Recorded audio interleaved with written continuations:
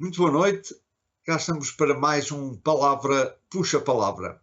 E certamente, como estará recordado, nós falávamos aqui no último programa das diferentes noções de cultura e hoje pensei que seria talvez interessante pegarmos numa outra forma de vermos a forma de pegar nesta ideia. Por exemplo, peguemos nesta frase: a cultura medieval é uma cultura teocêntrica. O que é que queremos dizer com ela? Durante a Idade Média, pensava-se que Deus constituía todo o centro das preocupações das pessoas. De facto, pensava-se que Deus constituía o fundamento de toda a cultura, de toda a maneira de pensar. O que se pintava, o que se construía, tudo era o centro de todas as preocupações. Bem, se nós formos pensar desta maneira, isto leva-nos de facto a pensar uma coisa extraordinariamente curiosa, que é quando falamos em cultura medieval, o que é que nós queremos dizer? Cultura da Idade Média. E vamos pegar logo no próprio termo Idade Média. Média quer dizer intermédia. Um período da história, já agora vamos situá-lo no tempo, entre o século V e o século XV, que fica no meio de alguma coisa, no meio entre a Idade Antiga e a Idade Moderna, e que constitui um período em que Deus está no centro das preocupações das pessoas. É isto que queremos dizer, que a cultura medieval era teocêntrica. Tudo funcionava em torno das preocupações entre o homem e Deus. Deus era o centro das preocupações do ser humano. Ora bem,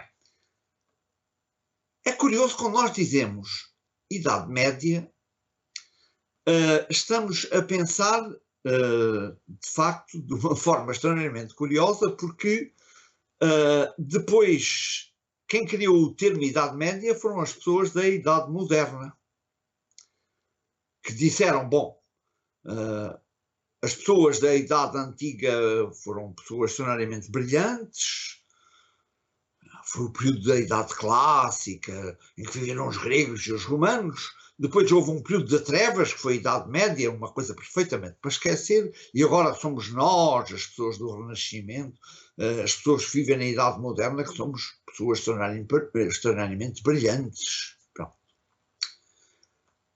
Isto foi a maneira de pensar, sei lá, no século XV, XVI, XVII. Curiosamente, quando se chegou aos séculos XVIII, XIX, XX, começou-se a pensar, não, calma, nós não pensamos como se pensava nos séculos XVI, XVII, nós hoje estamos numa outra época. E então criou-se um eufemismo, uma outra maneira de chamar a essa época, chamou-se contemporânea. Quer dizer, hoje não vivemos na época moderna. Segundo, criou-se um novo título, chamou-se contemporâneo. Um problema que se vai pôr é, daqui para a frente, que outro nome se vai chamar, porque estes nomes são nomes extraordinariamente complicados, porque são nomes criados segundo uma visão extraordinariamente centrada na maneira de ver a Europa. É uma forma muito europeia de ver o mundo, quer dizer, é em função dos valores da Europa. Porque, de facto, quando pensamos em Idade Média, isto é em função do que se passava na Europa. Nós estamos a imaginar, por exemplo, o que se passava na Idade Média, os torneios com cavalaria medieval, etc. Isto aplica-se perfeitamente, claro, à Idade Média. Mas será que nós estamos a imaginar isto aqui na América? Será que estamos a imaginar a Idade Média, torneios medievais, sei lá, por exemplo, na Ásia ou aqui, ou na África? O que é que isso tem a ver, por exemplo, se pensarmos por exemplo, na Austrália? Não, é que, de facto, tudo isto são nomes que foram dados pelo homem europeu. É uma visão da história europocentrista, quer dizer, pensou-se e deram-se nomes ao passado apenas visto de uma perspectiva europeia. E tudo isto tinha a ver com nomes, é que se pensava que o mundo era apenas a Europa. Repare, quando se chamou ao Mediterrâneo, mar Mediterrâneo, era mesmo isso. Mar no meio da terra que se conhecia. Não é verdade? A terra que se conhecia era a Europa, era o norte da África e prolificava. Quando se chamou ao Cabo Finisterra, no norte da Galiza, Finisterra quer dizer fim da terra. Ali acabava tudo. E depois era um mar desconhecido. Pronto. Ali acabava. Claro, quando se vai começar a descobrir novos mundos, aí é que se põe o problema. Pronto, se calhar o mundo era muito maior do que aquilo que se pensava. Mas continuou-se a pensar sempre em função do passado da Europa. E aí é que se põe, de facto, uma série de problemas depois quando se quer dar nomes às coisas, porque vai-se sempre pensar em termos da Europa. Quer ver, por exemplo, se nós vamos pegar aqui onde vivemos, nós vivemos aqui no Quebec. O passado do Quebec é sempre pensado em função da chegada dos europeus.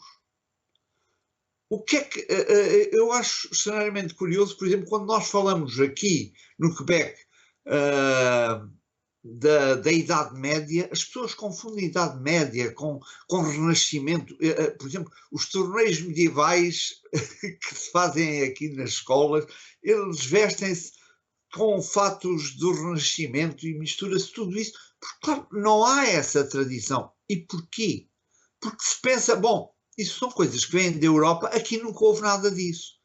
Como se o mundo tivesse aqui começado apenas a partir, enfim, do século XVI, XVII. Não há passado. E aí é que está o grande erro, é que há mesmo passado. Não está estudado. E essa talvez a grande diferença, é o grande desconhecimento do que é que foram todos esses séculos antes da chegada do europeu até aqui. E quem diz relativamente a este mundo novo, o facto de só se conhecer a história depois da chegada do europeu aqui. E o que se diz relativamente aqui à América, diz-se relativamente à África, ou poderíamos quase continuar pelos outros continentes. Ou seja, há uma visão europocentrista do passado. E isto continua-se, isto é traduzido pelos nomes que ainda hoje continuamos a utilizar. Quando nós falamos que a história se divide em pré-história e história. E dentro da história, a história é antiga, com a antiguidade oriental quer dizer os egípcios, os mesopotâmios, portanto, estamos a falar é apenas nos povos do Mediterrâneo, o resto não existe. E depois vem a antiguidade clássica, portanto, os gregos e os romanos, pronto. E depois, é evidente, vem a Idade Média. A Idade Média é a Idade Média europeia. O resto não existe. E depois, claro, é evidente que o resto do mundo só aparece depois na Idade Moderna, quando os europeus entram em contato com os outros continentes. Quer dizer, os outros continentes não existem ao longo de milhares e milhares de anos.